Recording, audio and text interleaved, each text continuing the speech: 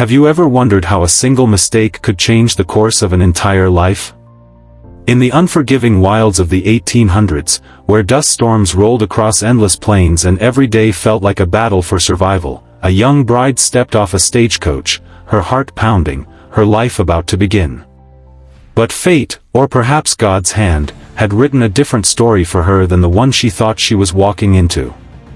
Her name was Clara Dawson, a girl of only 19, carrying nothing but a worn leather trunk, a Bible her mother pressed into her hands, and a marriage letter that promised her a new life with a man she had never met. Arranged marriages were not uncommon then, and Clara's family had placed all their hopes in the union that was supposed to give her stability, safety, and perhaps even happiness. But when Clara stepped onto the dusty path of a lonely ranch, her first welcome was not by her intended groom. Instead, as the stagecoach rolled away, leaving her in the silence of prairie winds, a frail little girl with tangled braids ran from the porch, wrapped her small arms around Clara's skirt, and whispered in a trembling voice, "God finally sent you to us." Clara froze. She looked at the child, no more than 7, her blue eyes wide with both hope and sorrow. Before Clara could speak, a tall rancher emerged from the shadows of the barn, broad-shouldered, sunburned from years under the merciless sun, his face carved with grief. His name was Elias Turner, and he was not the man Clara was supposed to marry. At first, confusion clouded everything. Clara stammered that she was sent to marry a Mr. Jameson from the neighboring town.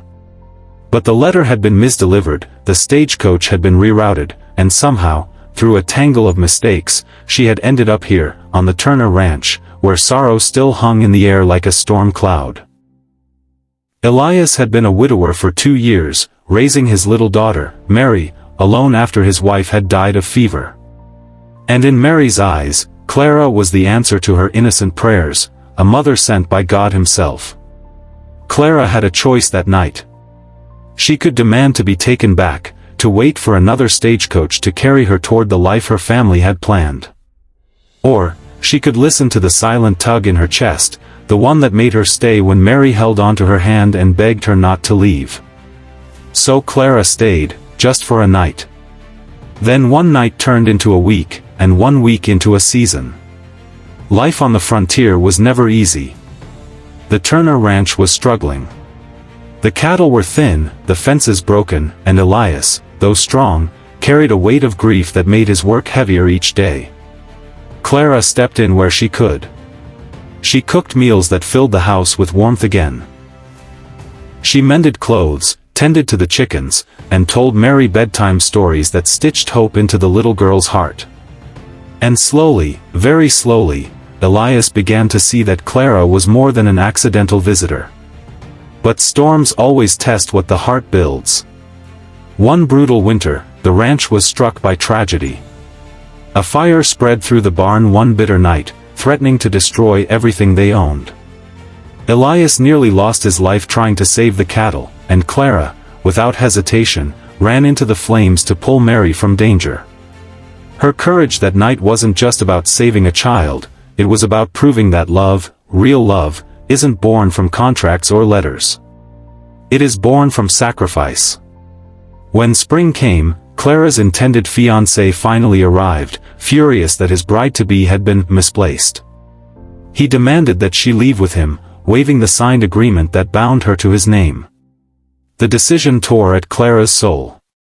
Her family had trusted her future to this match, and walking away meant breaking the only security she had ever known. But then she looked at Elias. His hands blistered from rebuilding the barn, his shoulders heavy with unspoken gratitude, his eyes filled with a hope he no longer dared to voice. And she looked at little Mary, who whispered once again, with tears in her eyes, "God sent you to us. Please don't go." Clara realized then that her destiny had never been about following the path others wrote for her. It was about listening to the quiet call of her own heart. With steady courage, she told the man she could not go with him. She chose Elias. She chose Mary. She chose love, faith, and the unpredictable but beautiful life that the frontier offered. Their journey together was not without hardship. There were years of drought, years when cattle died and neighbors abandoned their land. There were nights when sickness threatened to take Mary again, and days when Elias nearly lost everything to debt. But Clara's faith became the anchor of the household.